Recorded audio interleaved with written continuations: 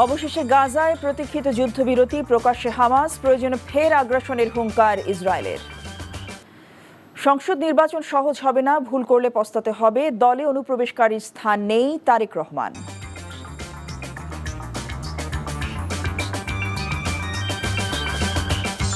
পুতুলকে সরাতে উদ্যোগ নিতে পররাষ্ট্র মন্ত্রণালয় দুদকের চিঠি, এসকে সুরের বাসায় অভিযান। বিডিআর বিস্ফোরক আইনের মামলায় 250 আসামির জামিন, সুবিচার মিলেছে, বিবাদী পক্ষের আইনজীবী।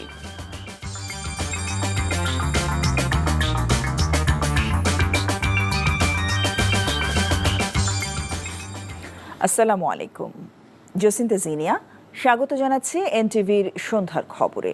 ক্রাউন সিমেন্ট শিরোনাম দেখছিলেন, এবার পুরো খবর। শুরুতেই গাজায় যুদ্ধবিরতি প্রসঙ্গ। দীর্ঘ 15 মাসের ইসরায়েলি আগ্রাসনের পর ফিলিস্তিনের গাজা